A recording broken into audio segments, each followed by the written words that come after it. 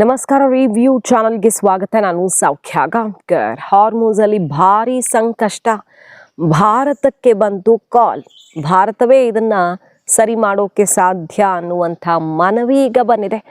ಚೀನಾಗೆ ಹೋಗಿ ಅಮೆರಿಕ ಅಧ್ಯಕ್ಷರಿಗೆ ಏನೂ ಸಿಗದೆ ಹೋದ ದಾರಿಗೆ ಸುಂಕ ಇಲ್ಲ ಅನ್ನೋ ಪರಿಸ್ಥಿತಿ ಎದುರಾಗಿದೆ. ಜಾಗತಿಕವಾಗಿ ಸಂಕಷ್ಟ, ಭಾರತದಲ್ಲೂ ಈಗ ಬೆಲೆ ಏರಿಕೆ ಬಿಸಿ ಎಲ್ಲ ತಾಗ್ತಿರೋ ಹೊತ್ತಲ್ಲಿ ಹಾರ್ಮುಜ್ ಸಂಕಷ್ಟ ಪರಿಹಾರಕ್ಕೆ ಭಾರತಕ್ಕೀಗ ಡಿಮ್ಯಾಂಡ್ ಬಂದಿದೆ.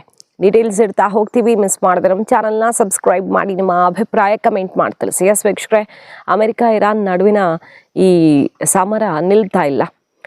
ದಾಳಿ ಪ್ರತಿದಾಳಿ ಒಂದು ಹಂತಕ್ಕೆ ನಿಂತಂಗೆ ಕಾಣಿಸ್ತಾ ಇದ್ರು ಕೂಡ ಸಮಸ್ಯೆ ಬಗೆಹರಿದಿಲ್ಲ. ಮಾತುಕತೆ ಮೂಲಕ ಹಾರ್ಮುಜ್ ಸಂಕಷ್ಟವನ್ನು ಬಗೆಹರಿಸೋದಕ್ಕೆ ಇಬ್ಬರೂ ಕೂಡ ಒಂದು ಹೆಜ್ಜೆ ಹಿಂದಿಡೋಕೆ ರೆಡಿ ಇಲ್ಲ.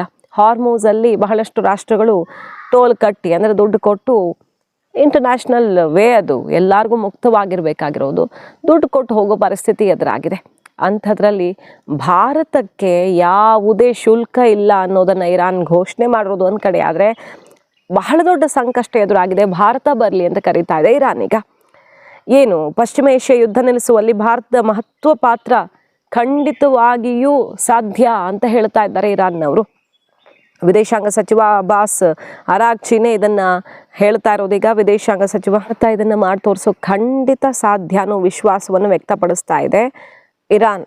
ಬ್ರಿಕ್ಸ್ ಸಮಾವೇಶದಲ್ಲಿ ಭಾಗಿಯಾಗೋದಕ್ಕೆ ಅಂತ ಬಂದಾಗ ಅರಾಗ್ಚಿ ಅವರು ಇದನ್ನು ಹೇಳ್ತಾ ಇರೋದು. ಇರಾನ್ಗೆ ಸಂಬಂಧಪಟ್ಟಂತೆ ಎಲ್ಲದಕ್ಕೂ ಸೇನಾ ಕಾರ್ಯಾಚರಣೆನೇ ಪರಿಹಾರ ಖಂಡಿತ ಅಲ್ಲ. ಇರಾನ್ ಯುದ್ಧದೊಂದಿಗೆ ಯಾವುದೇ ಸಂಬಂಧವಿಲ್ಲದೆ ಎಲ್ಲ ಹಡಗು ಸಂಚಾರಕ್ಕೆ ನಾವು ಮುಕ್ತವಾಗಿ ಜಲಸಂಧಿಯನ್ನು ಓಪನ್ ಆಗಿ ಇರಿಸಿದ್ದೀವಿ, ಅದಕ್ಕೆ ರೆಡಿ ಇದ್ದೀವಿ ಎಲ್ಲ ಸಮಸ್ಯೆ ಬಗೆಹರಿಸೋದಕ್ಕೆ. ಈಗ ಜಲಸಂಧಿಯ ಪರಿಸ್ಥಿತಿ ತುಂಬ ಹದಗೆಟ್ಟಿದೆ. ಹಾರ್ಮುಜಲ್ಲಿ ಪರಿಸ್ಥಿತಿ ಯಾರೂ ಇದುವರೆಗೆ ನೋಡಿದ ರೀತಿಯಲ್ಲಿ ಹದಗೆಟ್ಟಿದೆ. ಪಶ್ಚಿಮ ಏಷ್ಯಾ ಬಿಕ್ಕಟ್ಟಿನ ಪರಿಹಾರಕ್ಕೆ ಪರಸ್ಪರ ಮಾತುಕತೆ ಮಾತ್ರ ಪರಿಹಾರ, ಸರಿಯಾದ ಮಧ್ಯಸ್ಥಿಕೆ ಬೇಕು. ಅದಾಗದ ಹೊರತು ಬರೀ ಯುದ್ಧದಿಂದ ಇದಕ್ಕೆ ಸಮಸ್ಯೆಗೆ ಪರಿಹಾರ ಕಂಡುಕೊಳ್ಳೋಕೆ ಸಾಧ್ಯವೇ ಇಲ್ಲ. ಭಾರತವೇ ರಚನಾತ್ಮಕ ಪಾತ್ರ ವಹಿಸಿದ್ರೆ ಮಾತ್ರ ಆ ರೀತಿ ಒಂದು ಪರಿಹಾರ ಸಿಗೋದಕ್ಕೆ ಸಾಧ್ಯ ಅಂತ ಅರಾಗ್ಚಿ, ಇರಾನ್ನ ವಿದೇಶಾಂಗ ಸಚಿವರು ತಮ್ಮ ಅಭಿಪ್ರಾಯವನ್ನು ತಿಳಿಸ್ತಾ ಇದ್ದಾರೆ. ಅಮೆರಿಕ ಮತ್ತು ಇರಾನ್ ನಡುವೆ ಪರಸ್ಪರ ನಂಬಿಕೆಯ ಕೊರತೆ ಉಂಟಾಗಿದೆ ಈಗ. ಹಾಗಾಗಿ ಉಭಯ ದೇಶಗಳ ನಡುವಣ ಸಂಧಾನ ಮಾತುಕತೆ ಬಹಳ ದೊಡ್ಡ ತೊಡಕಾಗಿದೆ. ಅಂದರೆ ಪಾಕಿಸ್ತಾನದಲ್ಲಿ ಏನಾಯ್ತಲ್ಲ ಹೆಸರಿಗೆ, ಅದು ಫೇಲ್ ಆಗಿದೆ. ಪಾಕಿಸ್ತಾನದಲ್ಲಿ ಸಂಧಾನ ಅಂತ ಮಾಡಿ ಇರಾನ್ ಬೆನ್ನಿಗೆ ಚೂರು ಹಾಕಿದ್ರು. ಇರಾನ್ ಯಾರು ಬಂದಿದ್ರೋ ಮಾತಾಡೋಕ್ಕೆ ಅವರನ್ನೇ ಕೊಲೆ ಮಾಡೋದಕ್ಕೆ ಟ್ರೇಸ್ ಮಾಡಲಾಯಿತು ಅನ್ನೋ ತನಕ ಆರೋಪಗಳನ್ನು ಕೇಳಿದ್ದೀವಿ ನಾವು. ಮತ್ತು ಅಲ್ಲಿ ಒಂದು ರಚನಾತ್ಮಕ ಮಾತುಕತೆನೇ ಆಗಲಿಲ್ಲ. ಅವ್ರಿಗೊಂದು ಸುಳ್ಳು, ಇವ್ರಿಗೊಂದು ಸುಳ್ಳು, ಅವ್ರಿಗೆ ಬೇರೆ ಲೆಟರು, ಇವ್ರಿಗೆ ಬೇರೆ ಲೆಟ್ರು ಕೊಟ್ಟು ಪಾಕಿಸ್ತಾನ ಮಾಡಿದ ಮೋಸನೂ ನೋಡಿದ್ದೀವಿ. ಮತ್ತು ಪಾಕಿಸ್ತಾನ ಅಮೆರಿಕದ ಜೊತೆ ಚೆನ್ನಾಗಿದ್ದುಕೊಂಡು ಇರಾನ್ನ ವಿಮಾನಗಳನ್ನು ತನ್ನ ನೆಲೆಯಲ್ಲಿ ಇಳಿಯೋದಕ್ಕೂ ಬಿಟ್ಟಿದೆ. ಸೊ ಇರಾನ್ ಜೊತೆಗೂ ಕಳ್ಳಾಟ ಆಡಿ ಅಮೆರಿಕಾಗೊಂದು ಸುಳ್ಳು ಹೇಳಿ ಅಮೆರಿಕ ಕಣ್ಣು ಕೆಂಪಾಗಿರೋದನ್ನು ನೋಡಿದ್ದೀವಿ. ಈಗ ಇಷ್ಟೆಲ್ಲ ಅವ್ಯವಸ್ಥೆಯ ಆಗರ ಆಗಿದೆ ಅಮೆರಿಕ ಮತ್ತು ಇರಾನ್ ನಡುವಿನ ಸಂಧಾನ ಪ್ರಕ್ರಿಯೆ ಅನ್ನೋದು. ಹಾಗಾಗಿ ಅದನ್ನು ಸರಿ ಮಾಡೋದಕ್ಕೆ ನಂಬಿಕೆ ಮೂಡಿಸುವಂಥದ್ದು ಒಂದು ಆಗಬೇಕು ಕೆಲಸ ಅಂತ ಕೇಳ್ಕೊಳ್ತಿದೆ ಈಗ ಇರಾನ್. ವಿದೇಶಾಂಗ ಸಚಿವರು ಭಾರತದ ಜೊತೆಗೆ ಆ ವಿಷಯವನ್ನು ಪ್ರಸ್ತಾಪ ಮಾಡಿರೋದು ಮತ್ತು ಕೇಳ್ಕೊಳ್ತಿರೋದು. ನಂಬಿಕೆ ಮೂಡಿಸುವಲ್ಲಿ ಯಶಸ್ವಿ ಆದರೆ, ರಚನಾತ್ಮಕ ಮಾತುಕತೆಯನ್ನು ಭಾರತ ಮಾಡಿಸಿದ್ರೆ ಖಂಡಿತ ಇಡೀ ಜಗತ್ತಿಗೆ ಸಮಸ್ಯೆ ಪರಿಹಾರ ಆಗುತ್ತೆ ಅಂತ. ಹಾರ್ಮುಜ್ ಪರಿಸ್ಥಿತಿ ಎಷ್ಟು ಸಂದಿಗ್ಧತೆಯಿಂದ ಕೂಡಿದೆ ಅಂದರೆ, ಈಗ ಇಡೀ ಜಗತ್ತಲ್ಲಿ ಎಷ್ಟೆಷ್ಟು ಪರ್ಸೆಂಟೇಜ್ ಏರಿಕೆ ಆಗಿದೆ ನೋಡಿದ್ದೀವಿ. ಮಿನಿಮಮ್ 20%ಇಂದ ಮ್ಯಾಕ್ಸಿಮಮ್ 100% ತನಕ ತೈಲ ಬೆಲೆ ಏರಿಕೆ ಆಗಿದೆ. ಇಡೀ ಜಗತ್ತಲ್ಲಿ ಮಿನಿಮಮ್ ದರ ಏರಿಸಿರೋದು ಅಂದರೆ ಅದು ಭಾರತ 3% ಸದ್ಯಕ್ಕೆ. ಇನ್ನೂ ಸ್ವಲ್ಪ ಜಾಸ್ತಿ ಆಗ್ಬೋದು. ಬಟ್ ಜಗತ್ತೆಲ್ಲ ಯುದ್ಧ ಶುರುವಾಗಿ ಬರೀ ಒಂದು ವಾರಕ್ಕೇನೆ ಅಲ್ಲೋಲ ಕಲ್ಲೋಲ ಆಗಿ ಹೋಗಿದೆ. ಈಗ ಆ ಪರಿಸ್ಥಿತಿ ಸರಿ ಮಾಡೋದಕ್ಕೆ ಮೋದಿ ಬರಲಿ ಅಂತ ಇರಾನ್ ಬಯಸ್ತಾ ಇರೋದು ಅತ್ಯಂತ ಮಹತ್ವ ಪಡ್ಕೊಳ್ತಾ ಇದೆ. ಭಾರತ ನಂಬರ್ 1 ಈಗಾಗಲೇ 11 ಹಡಗುಗಳನ್ನು ಪಾಸ್ ಮಾಡಿಸ್ಕೊಂಡಿರೋದು. ನಂಬರ್ 2, ಭಾರತಕ್ಕೆ ಯಾವುದೇ ಶುಲ್ಕ ಇಲ್ಲ, ಹಾರ್ಮುಜ್ ಭಾರತಕ್ಕೆ ಮುಕ್ತವಾಗಿದೆ ಅನ್ನೋದನ್ನು ಅರಾಗ್ಚಿ ಮತ್ತೊಮ್ಮೆ ಸ್ಪಷ್ಟಪಡಿಸ್ತಿದ್ದಾರೆ. ಭಾರತದ ಹಡಗುಗಳಿಗೆ ಒಂದೆರಡು ಸಲ ಸಮಸ್ಯೆ ಆಗಿದೆ, ಅದು ಕಮ್ಯುನಿಕೇಷನ್ ಪ್ರಾಬ್ಲಮಿಂದ ಆಗಿದ್ದು ಬಿಟ್ಟರೆ ಭಾರತಕ್ಕಂತೂ ತೊಂದರೆ ಮಾಡಲ್ಲ. ಭಾರತದ ಹಡಗುಗಳು ನಮ್ಮ ಪ್ರಯಾರಿಟಿ ಅಂತ ಮತ್ತೊಮ್ಮೆ ಸ್ಪಷ್ಟಪಡಿಸ್ತಾ ಇದ್ದಾರೆ.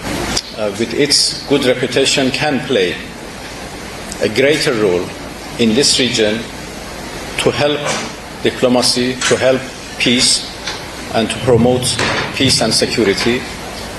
India is a friend to all countries in the Persian Gulf, in north of this this Gulf and in the southern part of that. So we appreciate any positive, constructive role played by India in this region. ಮತ್ತೊಂದು ಕಡೆ UAE ಜೊತೆ ಮಾತುಕತೆಯನ್ನ ಮುಗಿಸಿ ಬಂದಿದ್ದಾರೆ ನರೇಂದ್ರ ಮೋದಿ ಅವರು. ಅಂದರೆ ಅವರು ವಿವಿಧ ರಾಷ್ಟ್ರಗಳ ಪ್ರವಾಸದಲ್ಲಿದ್ದಾರೆ. ಒಂದು ಕಡೆ ಈ ಸಂಕಷ್ಟಗಳಿಗೆಲ್ಲ ಪರಿಹಾರ ಅನ್ನೋ ರೀತಿ ಭಾರತಕ್ಕೂ ಸವಾಲು ಎದುರಾಗಿದೆಯಲ್ಲ. ಈಗ ತೈಲ ಮತ್ತು ಗ್ಯಾಸ್ಗೆ ಸಂಬಂಧಪಟ್ಟಂತೆ UAE ಜೊತೆ ತಡ ಮಾಡದೆ ನರೇಂದ್ರ ಮೋದಿ ಅವರ ಮಾತುಕತೆ ನಡೀತಾ ಇದೆ. 30 ಮಿಲಿಯನ್ ಬ್ಯಾರಲ್ UAE ಈಗ ಸ್ಟೋರ್ ಮಾಡೋದಕ್ಕೆ ರೆಡಿ ಆಗಿದೆ ಭಾರತದಲ್ಲಿ. ಭಾರತದ ಈ ಡಿಮ್ಯಾಂಡನ್ನು ತುಂಬಿಸೋದಕ್ಕೆ UAE ಒಪ್ಪಿಗೆ ಸೂಚಿಸಿದ್ದು 30 ಮಿಲಿಯನ್ ಬ್ಯಾರಲ್ಸನ್ನು ಸ್ಟೋರ್ ಮಾಡೋದಕ್ಕೆ ಈಗ UAE ಜೊತೆ ಅಗ್ರಿಮೆಂಟ್ ಕೂಡ ಫೈನಲ್ ಆಗಿರೋದು.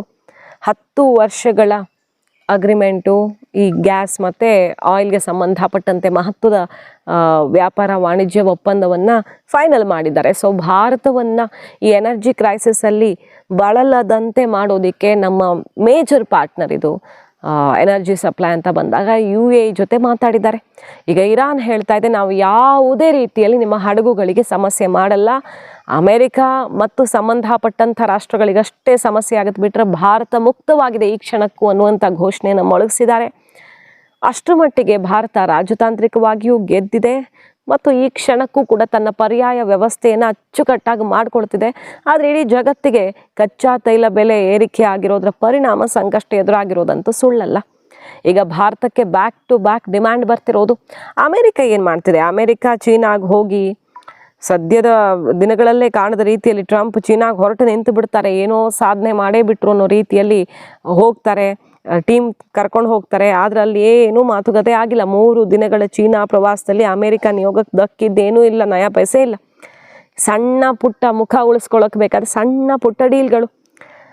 ಚೀನಾ ನೆಲದಲ್ಲಿ ನಿಂತು ಹೇಳಿಕೊಂಡು ಭಾರಿ ಅನ್ನೋ ರೀತಿ ಏನೂ ಮಾಡೋದಕ್ಕೆ ಸಾಧ್ಯ ಆಗಿಲ್ಲ. ಅಲ್ಲಿ ಒಪ್ಪಂದ ಒಡಂಬಡಿಕೆಗಳು ಕೂಡ ಅಂಥದ್ದೇನೂ ಆಗೇ ಇಲ್ಲ.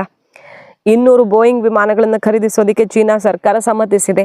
ಅಂಥದ್ದು ಒಂದು 3-4 ಅಷ್ಟೇ.